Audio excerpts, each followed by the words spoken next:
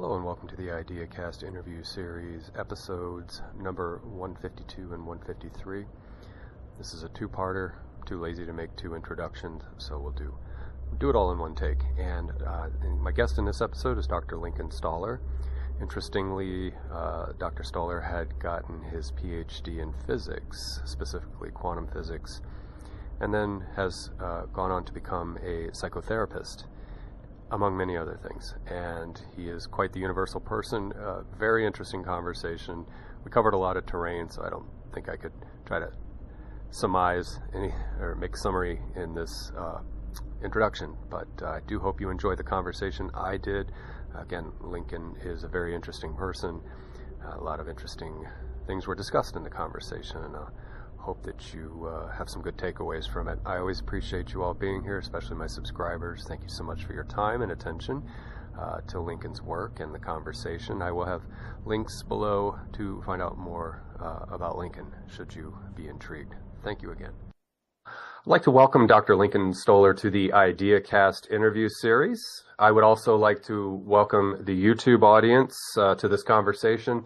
Want to let you know it's likely going to be in two parts, about 45 minutes each or up to an hour each. And I have no idea where we're going or what we're going to talk about. So it's maybe a novel approach for my show to do this, but most of my conversations are kind of loose and open-ended. So, Lincoln, welcome. Good to have you here. Thank you, Justin. Good to be here. Yes. It's good that we're together and having this conversation. And yeah, I couldn't really think of anything earth-shatteringly brilliant to start with. So what I'll start with is my attempt at something interesting. And that is, again, before we hit record, I said I might ask a meta question. And so when you and I get together, or any group of two or more people get together and start talking about humanity and what's going on and where are we headed and all this kind of thing, what are we doing? But, how is this best delivered? How do we capture attention? And not just you and me, but just any of these kind of conversations that revolve around wellness or well-being and moving forward in a, pro-social positive direction. I know it's a really ambiguous question, but it's a broad one that you can take and do with as you wish. Or change it and go to something else. I have no trouble taking any of these questions forward.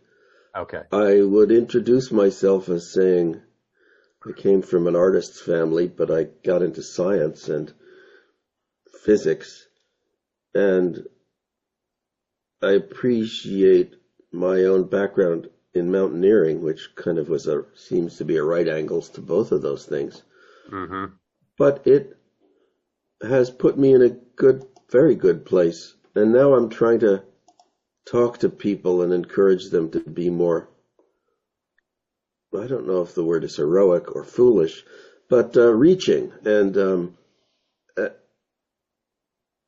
aspiring to do things. Because that's, artistry is aspirational. And, well, physics was a bit disappointing because it was closer to engineering. Things change with the generations and the situations and the opportunities. But in my generation, going to graduate school in the 1980s, it had become a pretty engineering-focused, high-cost, government-subsidized project with lots of politics and hierarchy. And I think a lot of inspired science people came in with an earlier generation's view of Francis Crick and DNA and Einstein and relativity, and really I did not find that ethic very pervasively. Found other things, but not that. So I was kind of an outcast. And I've finally gotten back to it, I'm happy to say. But I've also become a psychotherapist, which is sort of appropriate for everyone, right? Trying to figure things out. Mm-hmm. So I kind of see, trying to get to your question, well, there's a spectrum of people, but on the two ends of the spectrum, there are the people who want to figure stuff out, And then there are the needy people who just need to get stuff because they're not getting what they need. Mm-hmm. And I'm happy to see those people as a therapist. I don't see the content, happy, normal, even-keeled people because they don't have a problem that they're going to pay me to talk about. Mm-hmm. So I don't see a perfect spectrum, but that's the spectrum I see, the spectrum of people who are looking for help of some kind. So they don't need to be dysfunctional people. They can be highly functional people who are frustrated. And I sometimes wonder what I'm doing to help them. And I have to think, well, I just have experience, and I'm older, so I might have more experience, and I've been in more places, perhaps. So that's what I'm looking at. I'm looking at the spectrum of people who are trying to make things different. Mm-hmm. And in contrast to that, I guess there's a larger group of people who aren't. And the larger group of people who aren't really trying to make things different are the real rudder, the ones who really move the herd. I mean, you'd like to think that the people with new ideas move the herd, but I think there's a lot of inertia. And so it's frustrating. And I'm not all that optimistic. As you know, I don't want to say I have a realistic view of the world. I have my prejudiced view. But it's from the kind of creative change view that creativity and change is a tough thing to make happen. Mm-hmm. And so we see in geopolitics and national politics and so forth a lot of conflict, which sort of breaks down into conservative versus, I don't know what the other one is, radical, liberal, open-minded, I don't know. It's hard to be, to say these things without prejudice or sounding like you have prejudice. Right. So that's, you know, I feel that's what's happening to me. I'm looking like, what do I need? Like some of my clients come to me with needs. And what am I trying to accomplish? You know, and what's standing in my way. And I guess that's called, you know, the force of the future and evolution. Mm-hmm. But it's not like wildly rewarded, unfortunately. It's a struggle, and I kind of think I'm getting kind of, you know, Nietzschean. You know, life is a struggle, and yeah, that's my answer. What's your answer?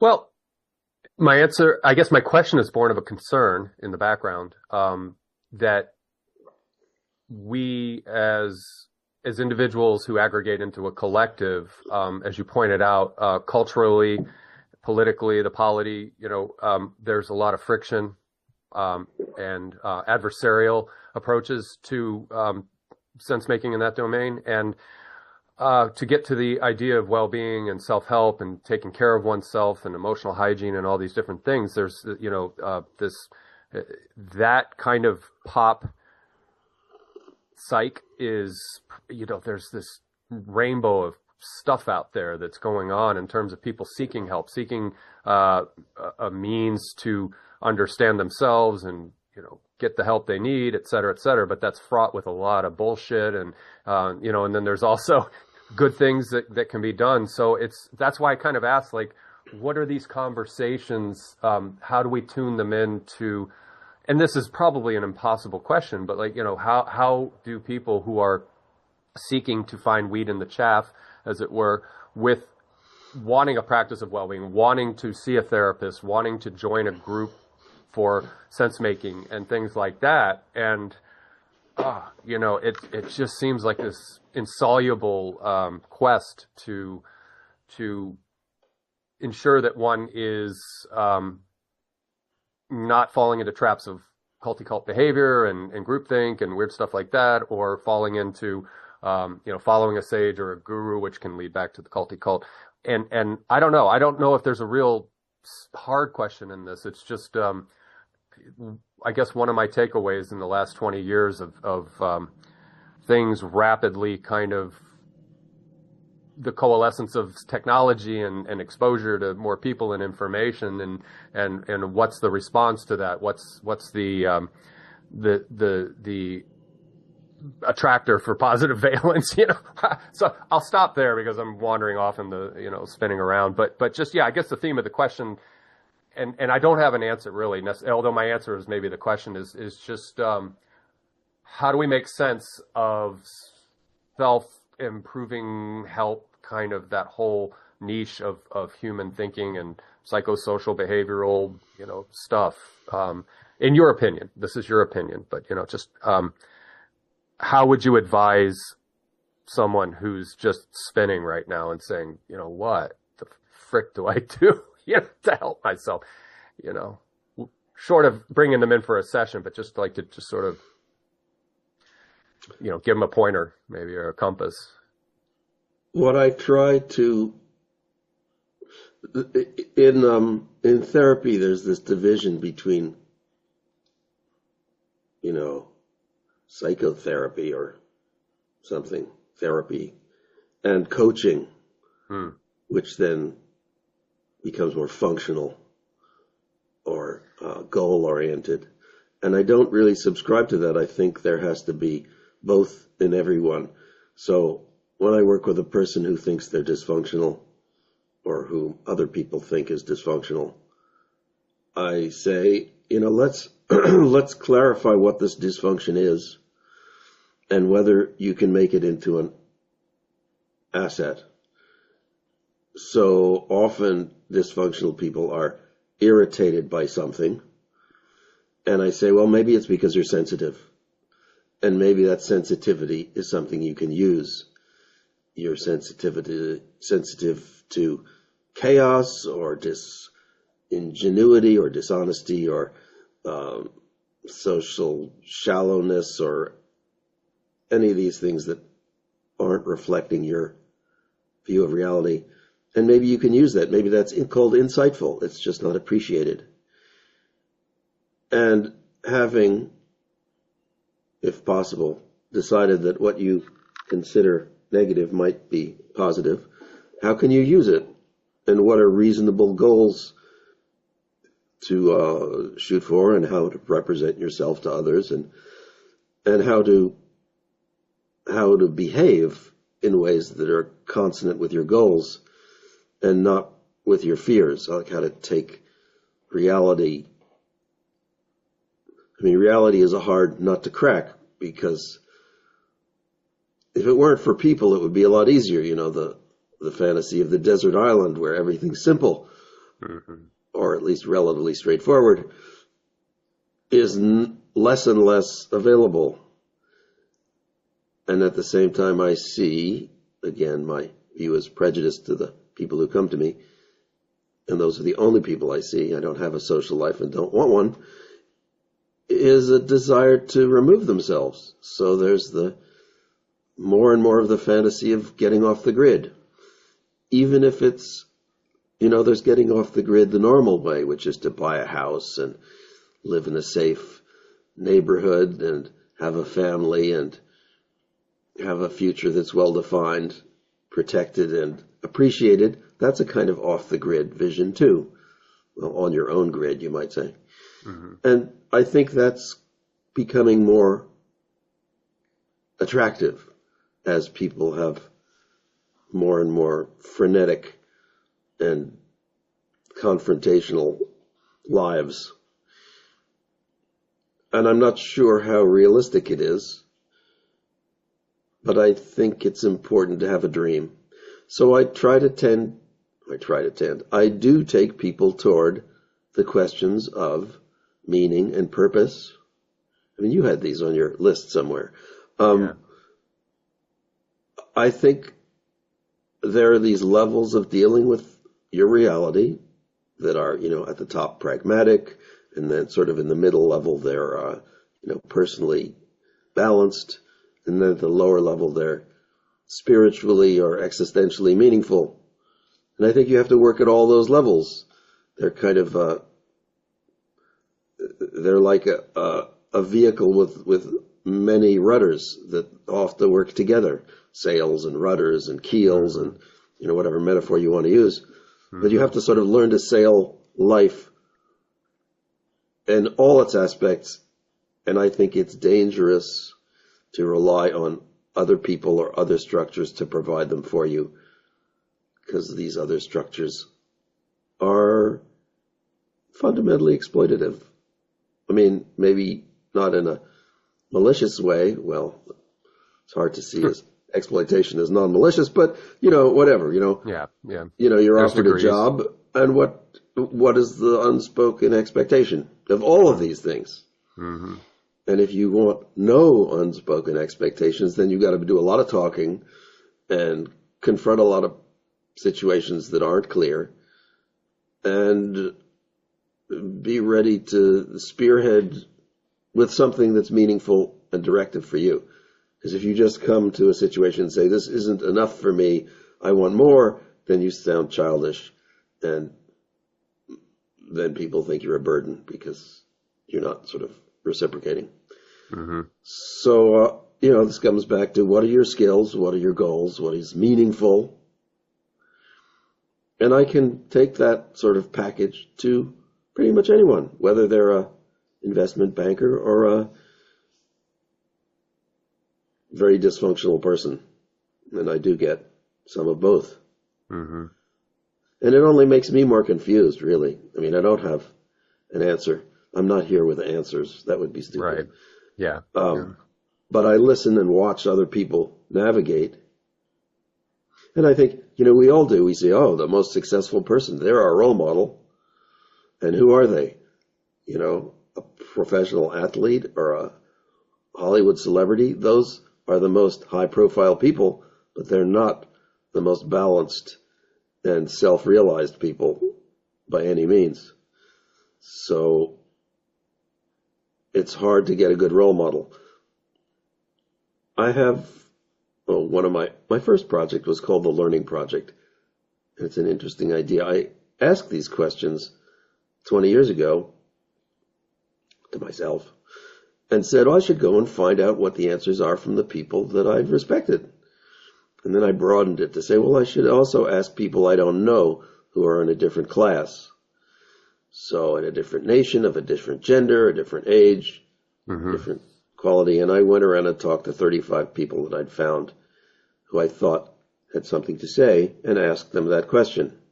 I asked it a little more narrowly. I said, how did you learn? And why did you learn? And what did it gain for you? And then I wrote these down as a kind of interview in a book. Mm-hmm. And I didn't try to answer the question. I wanted the people to present their view and the reader to figure it out, because I was trying to figure it out. But in the end, it was, in my view, about getting mentored by the right people. And at the even lower level, it was loving yourself.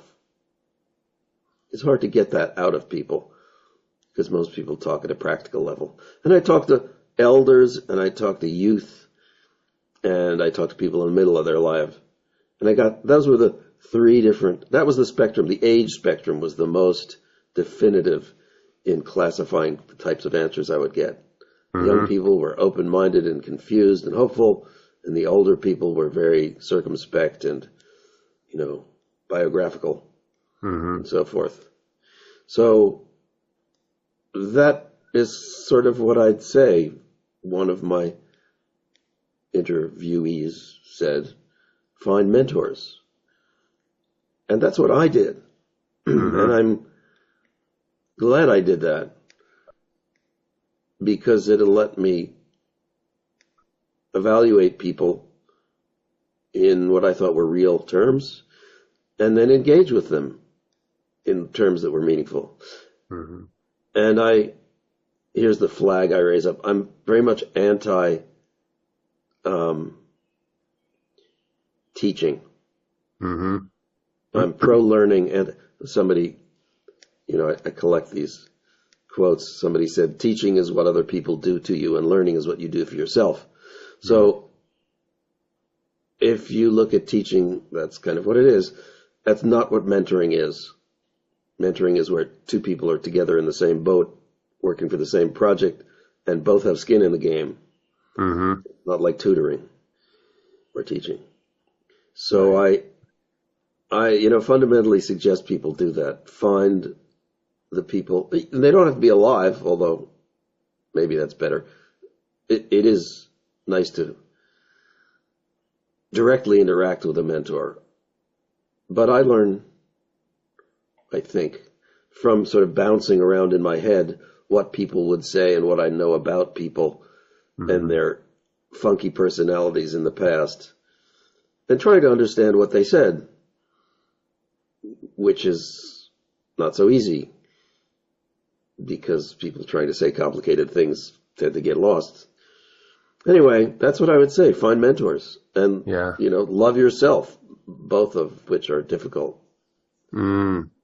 Yeah.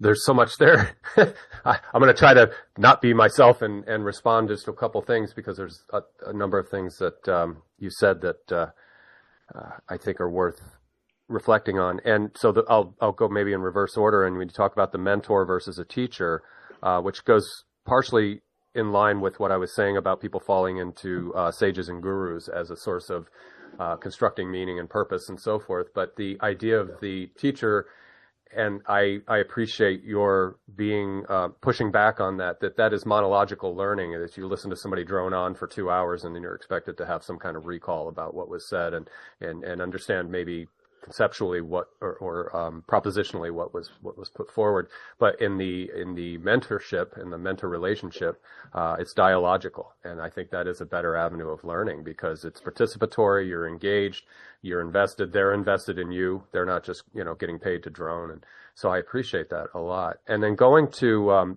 where one would wish to silo oneself in what I'm there, in a frenetic, crazy world. Is the Western individualist mythos, the mythology of ourselves as strongly individual, is that part of that coupled with the kind of pseudo social domain of the interwebs and tech media and stuff like that?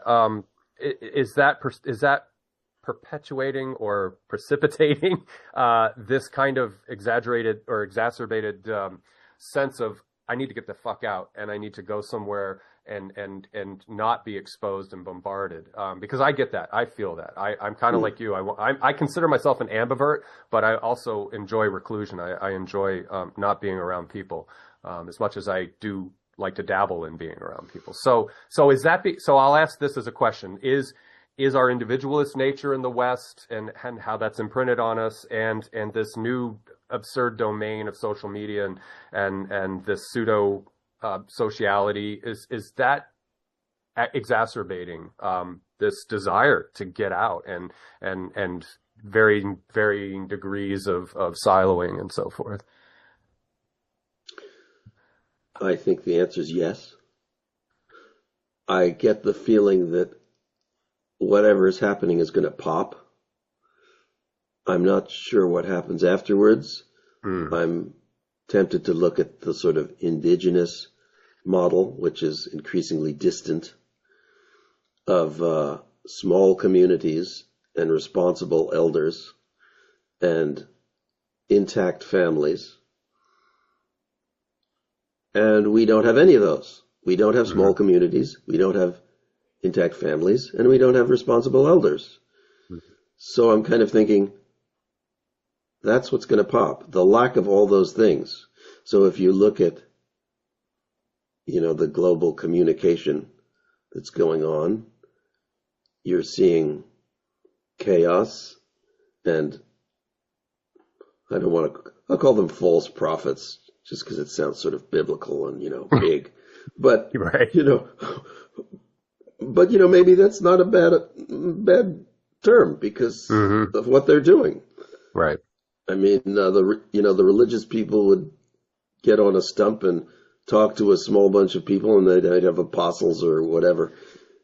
And now you have I'm thinking of Trump is interesting because he's created a circle around him of what you might call apostles, people who repeat his theme without much to add to it. Mm-hmm. And that's also, I've read, there's a lot of really far right-wing Christian view that he's God chosen, and some weird extreme stuff, which I think is sort of emerging. Maybe that's part of the bubble bursting process, because I think bubbles that burst, social bubbles that burst, tend to burst with extreme efforts.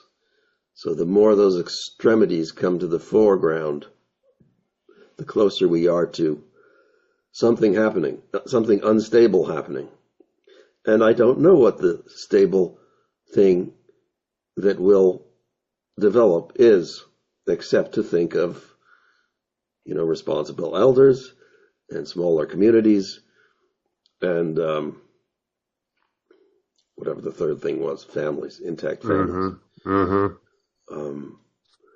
So my role in it, and here I'm asking myself what's meaningful and purposeful for me, and the answer I'm coming to is being involved at a personal level with people who are moving toward insight and effectiveness, effective both in their lives. And I encourage people to be effective in their larger worlds. I think we need role models who are clear thinking, inspired, and, dare I say, spiritually motivated. More I say spiritual, I mean, I don't know what spirit is. Something that makes life worth living, Right. Whatever that is. Hopefully not killing people. And I think we're on a trajectory that's got to stop. Elon Musk, a wonderful caricature, said the problem with the world is there's too much empathy. Yeah, right. Isn't that the sort of machine nightmare? You would expect the computer to say that. Too much empathy, let's get rid of this population. Terminated. Right, they're flawed. Yeah, right. It's back to eugenics and some sort of superior race again. Which is sad. You thought you'd been there already. Like that happened and that had been removed. And now we see Israel and Iran, two theocracies devoted on hating each other and, if not exterminating each other, almost. Where is that going to go? And they say, well, regime change. Well, okay. Then what? And I'm left, I think other people are saying, well, if you just got rid of the politicians, the people would be fine together. I have one of my clients who's Israeli says he went to dinner and his sister was texting to her children in Tel Aviv, and his other friend was Iranian and texting to his family in Iran at the same time from the same place, both worried about their safety. And you thinking, fuck, what's going on? Who's fighting whom? It seems like everyone's just a proxy for, in this case, two theocracies. And then I think, well, remember what Marx and Lenin were all sort of anti-religious, very anti-religious, extreme, right? Well, extreme left, you could say, but but I'm reminded, there hasn't been a lot of compelling evidence for righteous religiousness. Right. There hasn't been a very solid middle ground anywhere. It's like you feel like you're stepping in the swamp, whichever direction you go. Christian right, Islamic. The only people who haven't killed anybody are the Buddhists, but I realized and learned recently that in the past they were quite active in killing people. Mm-hmm. So, I see nowhere else to go but the indigenous model, which is, as I said, elders and family and community. Mm-hmm. So getting involved. And so this is what I try to do with my clients, is say, okay, get your feet on the ground, get your head straight, and you have to move other people forward. So I say the people who come to me for help are the leaders looking, or I'm convinced, well, not so convinced, but I would like to convince them to lead, to take their skills and do whatever, even if it's a small scale, local. I write, you blog. These are things that build up and they have an effect. I would say your purpose extends beyond your lifetime, mm-hmm. and your foundation extends before your birth. So embrace the whole of it, even if you can't entirely see it. It's mm-hmm. kind of a relay race, and you're always, trucking along in the middle, but there's much more to it than you see. I don't know. You asked a somewhat difficult question, and I had a hard time pulling it together, but, maybe we could go in another direction too, so I'll let you. Okay. There are other directions. Okay. And I want to hear about it. Yeah, I mean, I can't do anything but agree, basically. And you mentioned Nietzsche earlier, and, I always think of the eternal recurrence when I look at today's fiascos, the headlines that are coming at us. And, in America, you mentioned where we are politically, and I think the state apparatus is just a civil religion at this point. It is that theocracy hybrid, civil theocratic hybrid or something. I don't know what it is exactly, but I think that's the role that it's fulfilling for people. People are seeking transcendence from some sort of existential mire, and they are finding in a man god, much like North Korea, you have a man god in power, and the man god will take care of everything. Do not question the man god. There's a plan, right? And so I agree with you. And we can indict whomever, but I'm not judging in that sense, because people are genuine in their expression of this desire for a utopia brought about by a man god. And like you said, we've been there before. This is the eternal return of Nietzsche, the theocratic, the holy wars in the Middle East. For Christ's sakes, it's been going on since the Iron Age, So yeah, it's funny that, and I don't know if this is generational blindness, like World War II has been, they're pretty much all dead, all the people that were of that generation. And now we get this kind of amnesia and this inability to connect. And you and I are older. We had relatives, both my grandparents were in World War II. I heard graphic stories about things. And so I guess it's a creole of things that or an assemblage of things that bring us to the recurrence, the spot, just the continuation. And it's frustrating, because, and I love scale and variance when I examine myself and humanity. And so if I'm a neurotic hot mess and I'm acting out in antisocial ways, or I'm, projecting and expressing my trauma or whatever, I can't help but think collectively that it's a shame some mega therapist can't come down and do 8 billion, clients at one time. I'm being silly, but it's just like, what is that force that, other than disaster, humbles us? And like you said, maybe there's a collapse / reset. And I agree with you. I love, primitivism, but not as a practice, more just as a critique.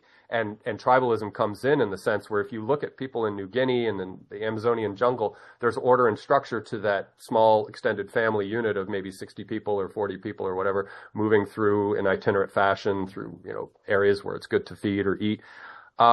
It's not that we need to go back to that at all. It's just that we can extract, like you said, some of the psychotechnologies and the virtual machinery of social order that seem to be in a balance or a stasis, rather than this, this hard oscillatory thing that we're doing in modernity and in the West and all these, and not just the West, but anyway, yeah, that's my response. It's it's frustrating, and I'm part of it, so I'm not judging. I'm in there with it, feeling powerless, but nonetheless caught up in the stigmergic tsunami or whatever of social inertia.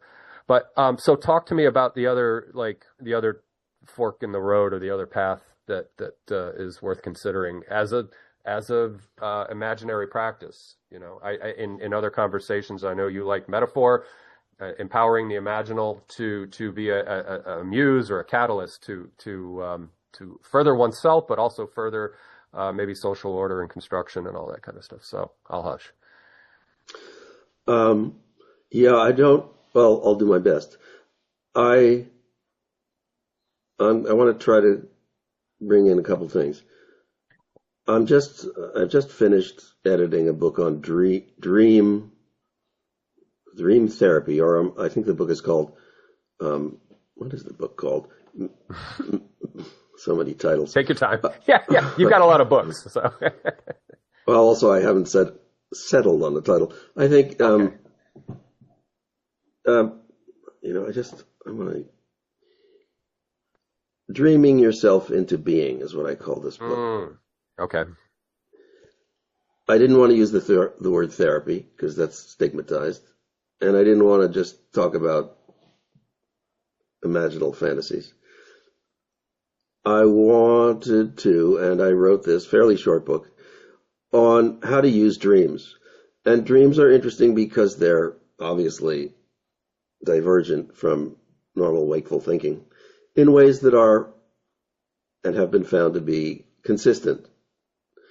They tend to focus on the negative, like 3/4 of the time, and they almost come from a different mind. They don't use metaphors in the way your waking mind would. They come up with strange ideas, and they mix memories, in my experience, often childhood memories, into current events. So I'll find myself in a childhood house, or on a childhood stairway, or on a childhood street in a dream. And my message in that book is to embrace that mode of thinking as constructive and solution-oriented, even though dreams don't give you solutions. They present you with problems. They're sort of like mentors. They don't give you answers, but they make it necessary that you consider them. And I think most people don't. And that's too bad. And it's not actually that easy to work with your dreams because they're very evanescent and they're easily disrupted, kind of a thin fabric that's easily torn. And they're not easy to figure out, and they don't have continuity. Occasionally they do, but often they don't. So I think what dreams are asking us is to combine our faculties, our emotional and our memory and our intellect. And they are focusing on threats, dangers, dissatisfactions, and anxiety. And if you want to be more able, in general, in life, you need to be able to cope with those things effectively and not be overwhelmed. So we're in a situation in modern times which we're not prepared for. I mean, evolutionarily, this wasn't in the gene code, geopolitics, and man kings. So I don't think, this is my most depressing view, I don't think we're evolutionarily well adapted to the situation we're finding ourselves in. And this is causing pressures and ruptures. And I find it interesting to learn about these assassins, the recent two, the guy who shot Trump in the ear. It was interesting because he had a list of all kinds of people he wanted to assassinate. He was non-denominational. Kill Biden, kill Trump, anyone, just kill somebody.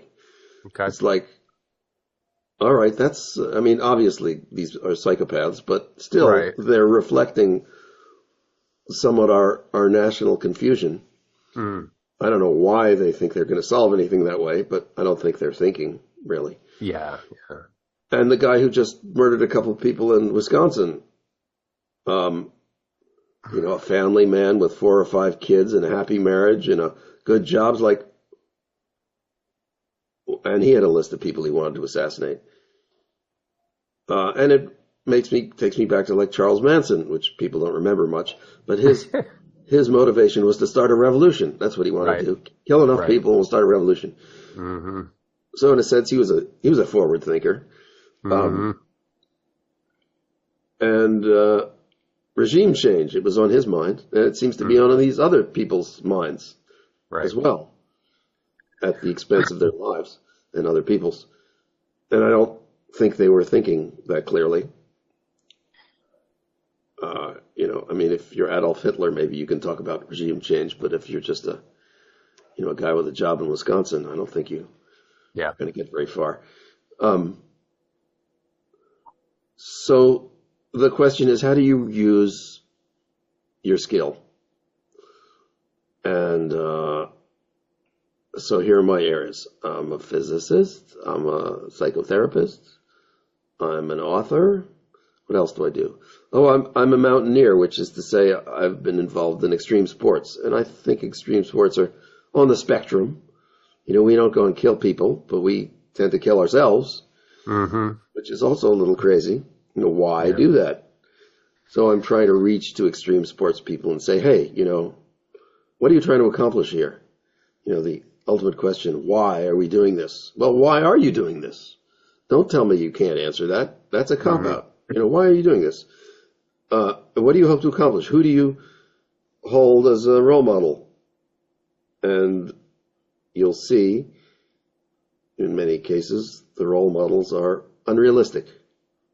They're not doing anything that would actually make you happy.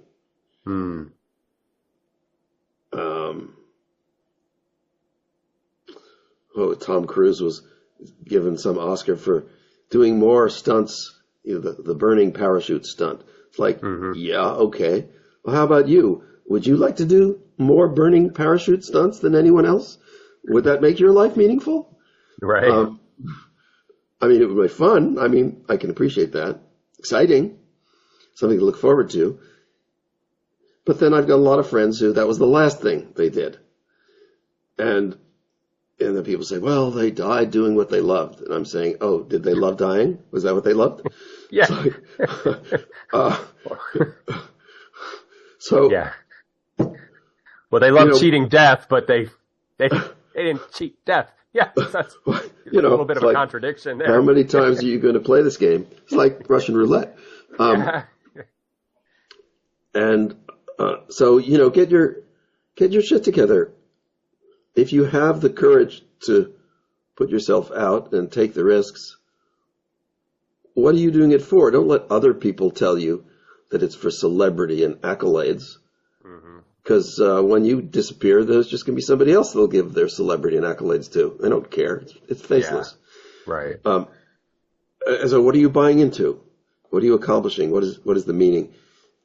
And the seduction is what it's just, endorphins. It's just the high. And that's, getting back to how we're not biologically tuned. If the response that people have to stress and tension and anxiety is just to seek endorphins, then all the heroic and brave people will just get wiped out, fighting wars of someone else's making or their own making, and they won't turn into artists and poets and thought leaders and mentors and role models.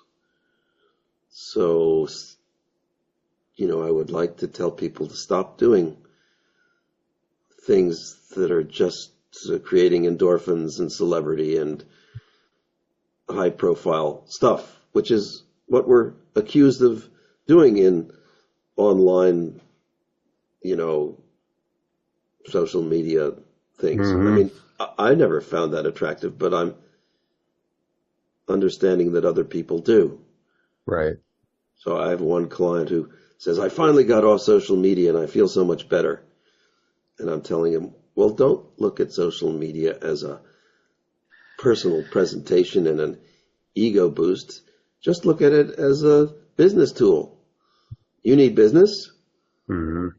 Present yourself as a provider of a particular skill and leave it at that. You don't talk about your personal feelings, your family, and your romance. And I guess that's a different point of view. That, I'm starting to learn to put ads on Instagram and Facebook.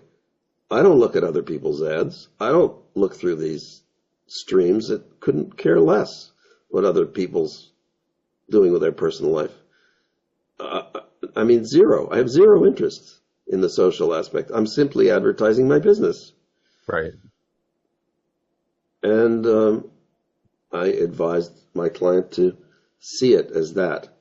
So it's a more functional rather than personal. And is your business giving you a personal sense of meaning? For him, it was. He's involved in the outdoors. He loves the outdoors. That's fair. He's a little high risk, perhaps. That's a different question. But that's what he wants to do, and that's what he feels comfortable doing.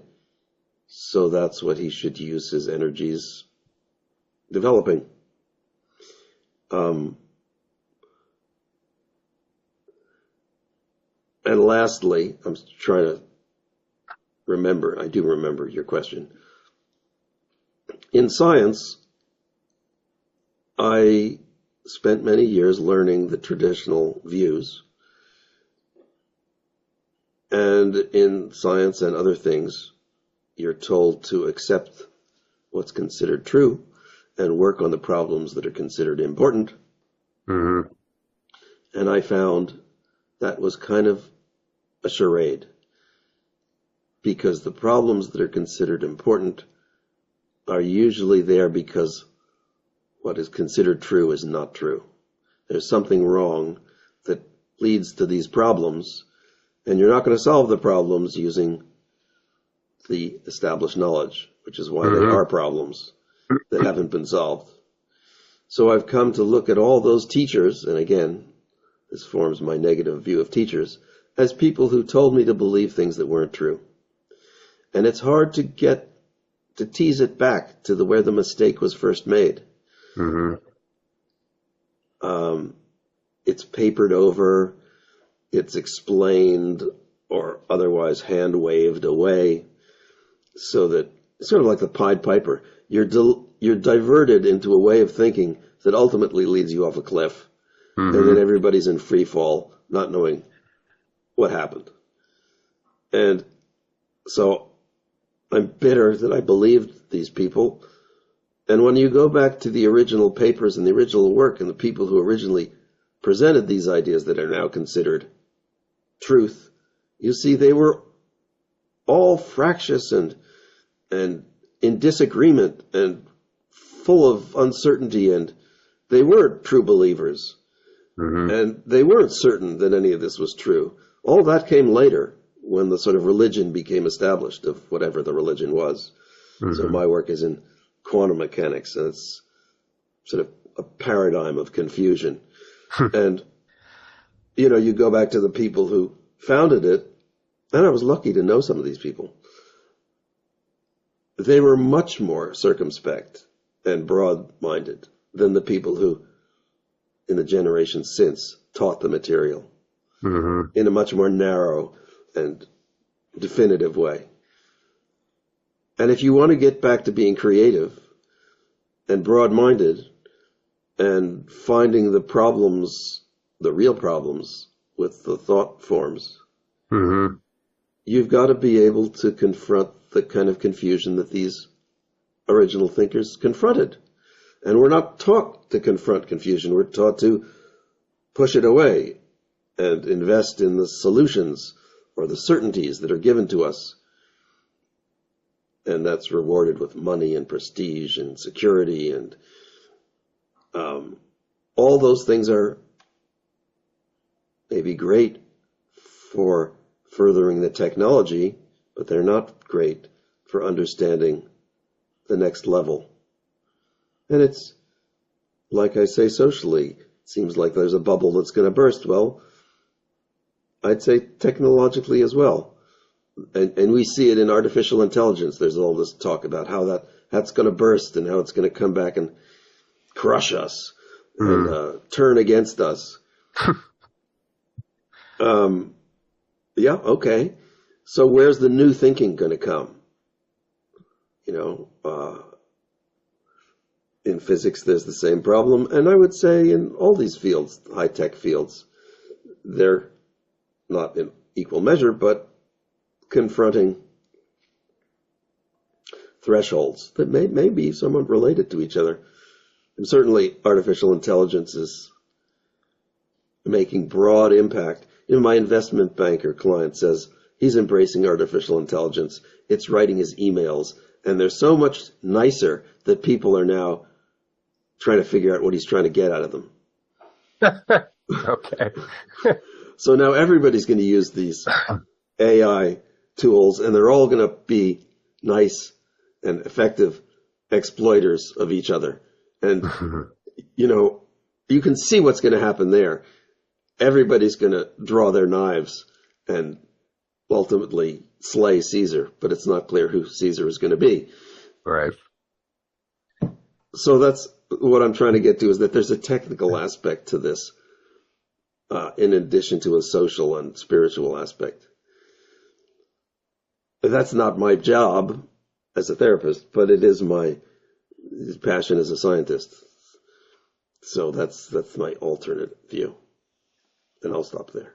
Yeah, no, the last moment that you were presenting got me thinking, because I never really looked at AI or machine learning this way, in that it will be our personal avatar assistant. I tend to look at, and I don't know if we talked about this in our pre-meet, but the prophilic self, the avatar self, the icon that we establish and curate and cultivate in Instagram, and not you and I necessarily, but whomever's in this domain interacting with that technology. But yeah, to have AI be a proxy for your possible shortcomings socially or whatever, or affectively, that's really interesting when I weave that into the idea that we are abstracting ourselves out as a furthered identity or selfing system in this digital domain. So, the prophilic self, the avatar self, is out there, and then to be enhanced or backed up by AI with the motivation of idealizing ourselves or becoming that sort of uber self that we imagine ourselves to be in our egoic trappings and all that. Wow. Wow. What's going to happen in the next iteration of again, pseudo-social dynamics? Wow. Yeah, I'm having that light bulb go off right now. I guess, somewhere underneath all the crags, I probably could sense that was part of the project, but wow. Yeah. So all of this is contingent, though. There's a contingency in the, unfolding, embracing, and utilization of machine learning as part of our sort of social and cultural practices, paradigms, normatives, all that kind of stuff. But I wonder if we'll reach a point of being just fully, there's a multitude of possibilities. We'll be disgusted, we'll be burned out, and we tend to reject things after a while, after so much degradation and abuse. And I'm putting a caveat that there's good things to all that we're talking about here, to social media and tech and all that kind of, there are good things, but I'm focusing on what we can improve upon, or get rid of. And so I wonder if there's a breaking point, for us as a collective. And let's just pick the United States and Canada, the Western Hemisphere. Do you think people will get just kind of fed up with this shit and just say, too much matrix, too much simulacra, too much, enhanced me, and too much, insincerity, even if it's, in the name of authenticity. So do you see there being, just like you were saying earlier, with the the shattering of the the nexus of cultural construct that's been built up since the Enlightenment project of the 17th and 18th century, blah blah blah. Do you see that happening in this niche of our tech selves, our tech identity, and our tech social web and sphere and all that? I would rely or fall back or look toward my own self. I think it's useful at some point, and maybe necessary, to get out of the theoretical and philosophical and embrace, as much as possible, your own feelings, my own feelings. And maybe that's an indicator. It probably is. I mean, reasonably so. I do think that our emotions, and if you want to call spirit, are more intact with our motivations than our intellect. So when you go down into it, this has some relationship to dreams, but like I say, dreams are tough, take a lot of work, a lot of disagreement. So if we just go down, and this is another thing I do as a hypnotherapist, work with people's visualizations, daydreams. I look at what is being presented as attractive. And in my case, I'm interested in attractive women. That's a hormonal thing that I think many men share. But it's an interesting thing, because what does that mean? It's obviously a personal criteria. And I look at who are being presented to me as attractive women. And of course, they're young, shapely, sexualized images, and I'm finding them increasingly revolting. And it's not because I'm against the notion of young, sexualized femininity. It's just that I find these presentations revolting. It's more and more like Federico Fellini. They are over cartoon versions. They don't look human to me anymore, which may reflect my increasing desire for humanity. But just as I'm interested in the failed assassinations, I'm interested in the failed celebrities. How many of these people who were idols failed spiritually and killed themselves often? Or if they didn't, how did they prevail?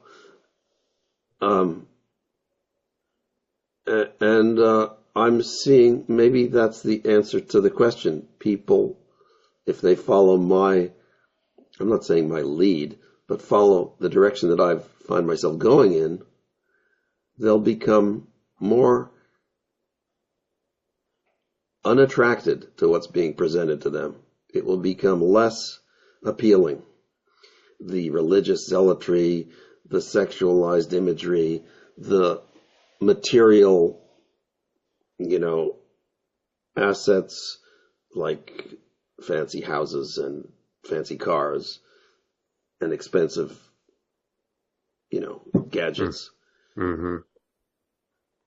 So people are still buying the next iPhone and, whatever else have you, fashion, social media. And I think at some point, if I'm any indication, people will get sick of it.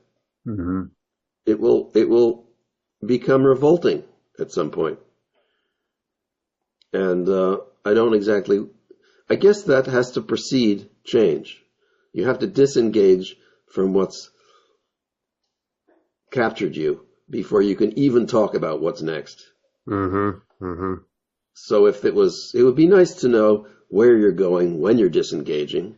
Like when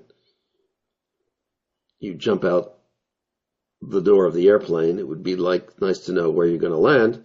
But maybe you just have to jump out the door and say, enough of this. I don't buy this anymore. I'm not going to buy this anymore. And so then where does that put you? Are you now reclusive hermit, non-voting tax resistor, or what? Mm-hmm. So that's a different question now. It's like, what are you going to do with yourself, even if you don't know what you want to set as your goal? So it takes me back to dreams and what turns out to be a largely negative view, I'm afraid to say, of confronting all the things I don't like. Mm-hmm. That's not very positive. Mm-hmm. It would be nice to have a positive mentor, role model. So in spite of my regrets about learning physics the wrong way, what are my options? Well, you've got to be creative. And you've got to have some faith in yourself and realize that 99% of the creative efforts fail. At least they fail to produce an end product that's satisfactory. But they are steps along the way, and you have to accept them. You learn more by failure than by success. Success just reinforces the last step. Failure requires you to have a new idea. Mm-hmm. So embracing failure, embracing trouble, embracing... One of the ideas I use is that demons aren't there to make your life tortured. They're just there to deliver the negative message of what didn't work. Mm-hmm. And then they're just happy to leave. So you have to accept the shortcomings of your worldview. The demons aren't there to punish or torture you. They're there, this is almost Christian, to get you to realize, to have an epiphany, to realize that there's a greater good or vision or purpose outside what you're attached to. And it's not a comfortable realization to detach. So finding comfort in learning, I would say that would be my most hopeful message. If the internet and technology could return to being a resource and a source of knowledge and community and information, I shouldn't say this, but it's kind of a secret I found. It's possible to get a lot of books online. I mean, you can pay Scribd to subscribe to they don't have everything. It's one of these online book services. Okay. But there are other ways to get books, and I found, this is probably going to ruin it for me, that if I say I'm vision impaired, I get more access. So, and that's really important to me. I write books, I read stuff, I blog, I need to find the resources. I need to find the original work. And so I'm overwhelmed with reading. And I think that's a good thing. It should be more open. Then that's a question of who's going to pay for it and so forth. It would be nice if instead of investing in weapons, we invested in knowledge. Wouldn't that be nice? That's very, Pollyanna-ish. But it's there. It doesn't actually cost that much to get more access to resources, but it's not as open. There are a lot of journals I can't get into. I find if I go to the author's personal website, I'll often find their work in a sort of pre-published form, and that's sufficient. But this is one of the things that makes it hard to break out of the established norm. Used to be in the 1980s, you had to be in the physics department to read the physics articles because you had to have access to the library because there was no internet access, and the institution had to pay for access to the journals, so you had to be part of the institution. And that just made everybody more, falling in line, believing what they read and teaching others the mistakes that the others made before them, and more political and more money and more egotistical. So we're getting away from that, hopefully. And maybe this chaos of social media is what precedes people getting their shit together and saying, this is what I want, and this is what I don't want. And I'm not going to be enticed by the, celebrity and the flash and bang. Mm-hmm. And what's left when you take that away? I think the answer is, for most of us, not much.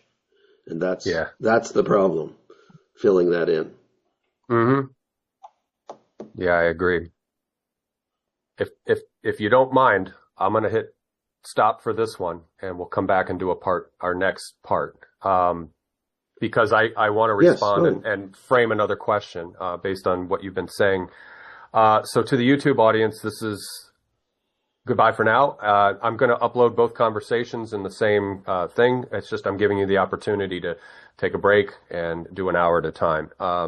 So Lincoln, let's see, you and I in production world, I'll hit stop recording. But to the YouTube audience, thank you for your attention and your time in this conversation. Like I said, the other upload will be here.